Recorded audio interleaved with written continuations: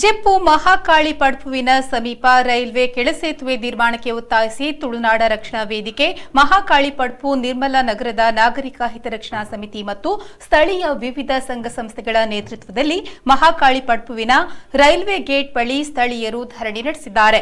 ಧರಣಿಯನ್ನು ಉದ್ದೇಶಿಸಿ ಮಾತನಾಡಿದ ತುರವೆ ಅಧ್ಯಕ್ಷ ಯೋಗೀಶ್ ಶೆಟ್ಟಿ ಜೆಪ್ಪು, ಸ್ವಾತಂತ್ರ್ಯ ದೊರಕೆ 70 ವರ್ಷವಾದರೂ ಜೆಪ್ಪು ಮಹಾಕಾಳಿ ಪಡ್ಪು ಮಾತ್ರ ಅಭಿವೃದ್ಧಿಯಾಗಿಲ್ಲ ಅನ್ನೋದು ವಿಪರ್ಯಾಸದ ಸಂಗತಿ.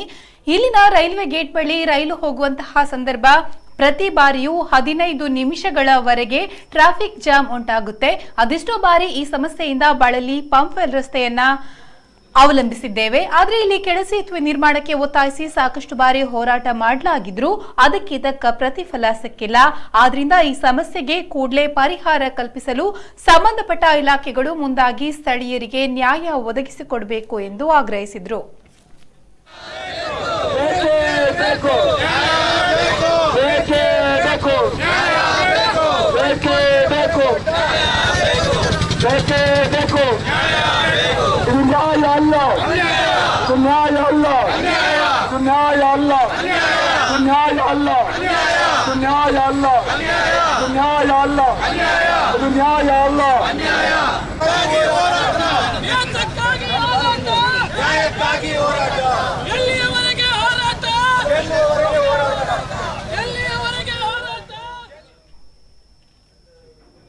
ಇವಾಗ ಇನ್ನಷ್ಟು ಡೀಟೇಲ್ಸ್ ಕೊಡ್ತಾರೆ ತುರವೆ ಅಧ್ಯಕ್ಷ ಯೋಗೀಶ್ ಜೆಪ್ಪು. ಯೋಗೀಶ್ ಜೆಪ್ಪು ಅವರೇ, ಹೇಳಿ ಅಂತ ಹೇಳಿದ್ರೆ, ಜೆಪ್ಪು ಮಹಾಕಾಳಿ ಪಡ್ಪಿನಲ್ಲಿರುವಂತಹ ರೈಲ್ವೆ ಕೆಳಸೇತುವೆ ನಿರ್ಮಾಣ ಇನ್ನೂ ಆಗಿಲ್ಲ, ಆಗ್ಬೇಕು ಅಂತ ಹೇಳಿ ಒತ್ತಾಯಿಸಿ ಹೋರಾಟ ಮಾಡ್ತಾ ಇದ್ದೀರಾ.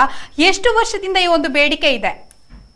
ನೋಡಿ, ಸುಮಾರು ನಾವು 9 ವರ್ಷದಿಂದ ಬೇರೆ ಬೇರೆ ಸಂದರ್ಭದಲ್ಲಿ ನಾವು ಈ ಹೋರಾಟಗಳ ಮಾಡಿದ್ವಿ. ಯಾಕಂದ್ರೆ ಅಲ್ಲಿ ತುಂಬಾ ದಿನಕ್ಕೆ 46ಕ್ಕಿಂತ ಹೆಚ್ಚು ಟ್ರೈನ್ಗಳು ಹೋಗುವ ಸಂದರ್ಭದಲ್ಲಿ ದಿನದ ಸುಮಾರು 6 ರಿಂದ 8 ಗಂಟೆಗಳ ಸಮಯಗಳು ವೇಸ್ಟ್ ಆಗ್ತದೆ. ಒಂದು ಗೇಟ್ ಅನ್ನ ಹಾಕುವಾಗ ಸುಮಾರು 15 ನಿಮಿಷಗಳನ್ನ ಅವರು ಗೇಟ್ ಅನ್ನ ಬಂದ್ ಮಾಡ್ತಾರೆ. ಇದರಿಂದಾಗಿ ಅಲ್ಲಿ ಹೋಗುವಂತ ಕಾರ್ಮಿಕರಾಗಿರ್ಬೋದು, ಆಂಬ್ಯುಲೆನ್ಸ್ ಆಗಿರ್ಬೋದು, ಯಾವುದೇ ವಿಷಯದಲ್ಲಿ ಸಹ ತುಂಬಾ ಜನರಿಗೆ ಕಷ್ಟ ಆಗ್ತದೆ. ಮಂಗಳೂರಿಗೆ ಹೆಬ್ಬಾಗಿಲಾಗಿರುವಂತದ್ದು ಜಪ್ಪು ಮಹಾಕಾಳಿ ಪಡ್ಪಿಗೆ ಕಾಸರಗೋಡಿನಿಂದ, ಮುಡಿಪು ಪ್ರದೇಶದಿಂದ, ಕೋಣಾಜಿ ಯೂನಿವರ್ಸಿಟಿ ಆಗಿರ್ಬೋದು, ಅಲ್ಲಿಂದ ನಿಟ್ಟೆ ಯೂನಿವರ್ಸಿಟಿ ಆಗಿರ್ಬೋದು, ಇವರು ಇದು ನಮ್ದು ಕೆ.ಎಸ್.ರao ಏನಪ್ಪ ಯೂನಿವರ್ಸಿಟಿ, ಹಲವಾರು ಯೂನಿವರ್ಸಿಟಿ ಹೊಂದಿರುವಂತಹ ಕೋಣಾಜಿ ಪ್ರದೇಶದಿಂದ ಕೂಡ ಇದು ಮಂಗಳೂರಿಗೆ ಅದೇ ಹತ್ತಿರ ಭಾಗ ಆದ್ರಿಂದ ಅದನ್ನೇ ಜಪ್ಪು ಮಹಾಕಾಳಿ ಪಡ್ಪನ್ನೇ ಆಯ್ದುಕೊಳ್ತಾರೆ. ಅದರಿಂದಾಗಿ ಒಂದು ಗೇಟ್ ಬಿಡುವ ಸಂದರ್ಭ ಸುಮಾರು ಸಾವಿರಾರು ಪ್ರಯಾಣಿಕರಾಗಿರ್ಬೋದು, ಪಾದಚಾರಿಗಳು ಮತ್ತೆ ಇವರು ನಮ್ಮ ಅದೇ ರೋಡ್ ಅನ್ನು ಆದಿಕೊಂಡು ವೆಹಿಕಲ್ಸ್ ಅವರು ತುಂಬಾ ಕಷ್ಟಗಳ ಅನುಭವಿಸ್ತಾ ಇದ್ದಾರೆ. ಅದಕ್ಕೋಸ್ಕರ ಈ ಹಿಂದೆ ಕೂಡ ನಾವು ಇಂಥ ಪ್ರತಿಭಟನೆ ಸಭೆಗಳನ್ನ ಹಮ್ಮಿಕೊಂಡು ಅಂಡರ್ ಪಾಸಿನ ವ್ಯವಸ್ಥೆಗಳನ್ನ ಮಾಡ್ಲಿಕ್ಕೆ ಎಸ್ಟಿಮೇಟ್ ಅನ್ನ ಮಾಡಿದ್ರು. 22 ಕೋಟಿಗಳ ಸುಮಾರು ಅಂದಾಜುಗಳನ್ನ ಪಟ್ಟಿಯನ್ನ ರೈಲ್ವೆ ಇಲಾಖೆಯವರು ರೆಡಿ ಮಾಡಿದ್ದಾರೆ. ಮಾಡಿ ನಗರ ಪಾಲಿಕೆಯವರಿಗೆ ಹೇಳಿದ್ದಾರೆ, ನೀವು ಇದಕ್ಕೆ ಹಣವನ್ನ ನಮ್ಗೆ ಕೊಡ್ಬೇಕು ಅಂತ ಹೇಳ್ಕೊಂಡು. ಆದ್ರೆ ನಗರ ಪಾಲಿಕೆಯವರು ಇದಕ್ಕೆ ಹಣವನ್ನು ಕೇವಲ 12 ಲಕ್ಷ ರೂಪಾಯಿಗಳನ್ನ ಅದು ಮೀಸಲಿಟ್ಟಿದ್ದಾರೆ. ಬೇರೆ ಯಾವುದೇ ಹಣವನ್ನ ಕಟ್ಟದಿಂದಾಗಿ ಇದು ಕಾಮಗಾರಿಗೆ ವಿಳಂಬ ಆಗ್ತಾ ಇದೆ. ಓಕೆ, ಈಗ ಕಳೆದ ಬಾರಿ ಕೂಡ ಸಾಕಷ್ಟು ಸಲ ನೀವು ಪ್ರತಿಭಟನೆ ಮಾಡಿದ್ದೀರಿ. ಯಾಕೆ ಯಾವ ರೀತಿಯ ಒಂದು ಕೆಲಸಗಳು, ಕಾಮಗಾರಿಗಳು ಆಗಿಲ್ಲ ಇನ್ನು ಕೂಡ ಅಂತ? ಅಲ್ಲ, ಈ ಹಿಂದೆ ನಾವು ಹಲವಾರು ಪ್ರತಿಭಟನೆ ಮಾಡುವ ಸಂದರ್ಭದಲ್ಲಿ ಕೇವಲ ಕೆಲವು ಸೇತುವೆ ಅಲ್ಲ, ಕೆಲವು ಸಂದರ್ಭದಲ್ಲಿ ಪ್ರತಿಭಟನೆ ಮಾಡಿದಂದ್ರೆ ನಮ್ಗೆ ರೋಡ್ ಫುಲ್ ಡ್ಯಾಮೇಜ್ ಆಗಿತ್ತು, ಡಾಮರು ಕಿತ್ತೋಗಿತ್ತು, ಆ ಹಳದ ಪರಿಸ್ಥಿತಿ ಎಲ್ಲ ಮಾಡಿದಾಗ ಕೂಡಲೇ ವಿದಿನ್ 15 ದಿನದಲ್ಲೇ ಅಲ್ಲಿ ಡಾಮರೀಕರಣ ವ್ಯವಸ್ಥೆ ಆಗಿದೆ. ಅದೇ ಒಂದು ಸಲ ಗೇಟ್ ಜಾಮ್ ಆಗಿತ್ತು, ಸುಮಾರು ಪ್ರತಿದಿನ 4 ರಿಂದ 5 ಬಾರಿ ಗೇಟ್ ಜಾಮ್ ಇಟ್ಕೊಂಡು ತೊಂದರೆ ಆದ ಸಂದರ್ಭದಲ್ಲಿ ರೈಲ್ ರೋಕೋ ಮಾಡಿದಾಗ ಸಹ ಕೂಡ ಕೇವಲ 2 ದಿನದಲ್ಲಿ ಹೊಸ ಗೇಟ್ ಅನ್ನು ಕೂಡ ಹಾಕಿದ್ದಾರೆ. ಅದು ಪ್ರತಿಭಟನೆಯ ಫಲವಾಗಿ ಇವತ್ತು ರಿಸಲ್ಟ್ ಸಿಕ್ಕಿದೆ. ಆದ್ರೆ ಅದು ಪೂರ್ಣ ಪ್ರಮಾಣದಲ್ಲಿ ಆಗಿರ್ಲಿಲ್ಲ ಅಂತ ನಮ್ಮ ನೋವಾಗಿದೆ. ಮತ್ತೆ ಇತ್ತೀಚೆಗೆ ಒಂದು ಸಮಸ್ಯೆ ಅಂದ್ರೆ ಅವರು 1 ತಾರೀಕಿನಿಂದ 3 ತಿಂಗಳವರೆಗೆ ಗೇಟ್ ಅನ್ನು ಬಂದ್ ಮಾಡ್ತೇನೆ ಅಂತ ಹೇಳ್ತಾರೆ. ಯಾಕಂದ್ರೆ ಅಲ್ಲಿ ಡಬಲ್ ಟ್ರ್ಯಾಕ್ ಗಳು ಆಗ್ತದೆ ವಿನಾಶದಿಂದಾಗಿ ಅಲ್ಲಿ ಗೇಟ್ ಅನ್ನ ಬಂದ್ ಮಾಡ್ತಾರೆ ಅಂತ ಹೇಳ್ತಾರೆ.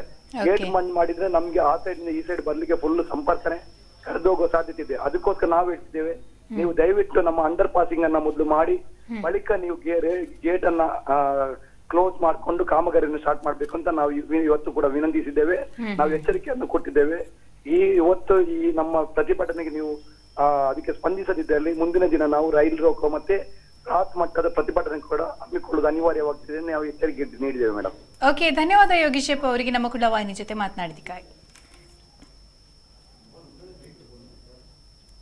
ಅಭಿವೃದ್ಧಿ ದಾದ ಬಂದಾಗ ಮುಲ್ಪಂಜಿ ಗೇಟ್ ಬಂತೀರಿ ಆ ಗೇಟ್ 46 ಟ್ರೈನ್ ಬರ್ಬಿಟ್ಟು ಆ ಟ್ರೈನ್ ಬಂದಾಗ ಕಾಲ್ ಗಂಟೆನೆ ಗೇಟ್ ಪಾಡಿರಿ ಜನಗಳು ಕಷ್ಟಡ್ ಸಫರ್ ಆಪುನ ಅವೇ ಒಂಜಿ ಮಲ್ಲ ಒಂಜಿ ಕೊಡುಗೆ ಅಂಡ ಆ ಗೇಟ್ ಪಾಡಿನ ಹತ್ರ 46 ಟ್ರೈನ್ పోనక ಮುಲ್ಪ ಅಪ್ಪನ ಗೇಟ್ ಉಂಟನಕ ಜನಕ್ಕೆ ಪ್ರಯಾಣಿಕರು ಆಗುತ್ತಾರು ಮುಲ್ಪದ ಜನಕ್ಕೂ ಆಗುತ್ತಾರು ವಾರ ಇದ್ದರೆ ಕಷ್ಟ ಆಗ್ಬಿಡು ಅక్కడ ಬಿಪಿಗೆ ಎಫೆಕ್ಟ್ ಆಗ್ಬಿಡು ಅక్కడ ಶುಗರ್ ಎಫೆಕ್ಟ್ ಆಗ್ಬಿಡು ಅక్కడ ಆರೋಗ್ಯಕ್ಕೆ ಸಮಸ್ಯೆ ಬರ್ಕೊಂಡು ನಮಗೆ ಯೋಚನೆ ಮಾಡ್ಕೊಡಬಹುದು ಒಂದು ಎಮರ್ಜೆನ್ಸಿ ತೊಂದರೆ ಅಂದಾಗ ಒಂದು ಬಾಲಿಗೆ ಹುಷಾರಿಕೆ ಬಂದಾಗ ಪ್ರಯಾಣಕ್ಕೆ ಹುಷಾರಿಕೆ ಬಂದಾಗ ಈ ಮೇಲೆ ಆಮೇಲೆ ಆಂಬುಲೆನ್ಸ್ ಹೋದಾಗ ಎಂದು ಪಂಪೈಲ್ ಮುಖಾಂತರ ಹೋಗೋಣಂತೆ ಪರಿಸ್ಥಿತಿ 22 ಕೋಟಿ ರೂಪಾಯಿದ ಒಂದು ಯೋಜನೆ ಮಾಡ್ತೀವಿ ರೈಲ್ವೆ ಇಲಾಖೆ ಅಂಡರ್ ಪಾಸಿಂಗ್ ವ್ಯವಸ್ಥೆಗೆ ಈ ಕಾಸಿನ ನಗರ ಪಾಲಿಕೆ ಕೊರಡು ಮಾಡಿದೆ ಅವನ ಯೋಜನೆ ತಯಾರು ಮಾಡಿದ್ದಾರೆ ಇಂಪ್ಲಿಮೆಂಟ್ ಮಾಡಿದ್ದಾರೆ ಸಂಬಂಧಪಟ್ಟ ಆಂಡ ಅಂಡರ್ ಪಾಸ್ ಮಲ್ಪನ ವಿಷಯ ನಮ್ಮ ರಾಜಕಾರಣಿ ನಕ್ಲನ ನಮ್ಮ ಜನಪ್ರತಿನಿಧಿ ನಕ್ಲನ ನಮ್ಮ ಕೆಲ ಅಧಿಕಾರಿ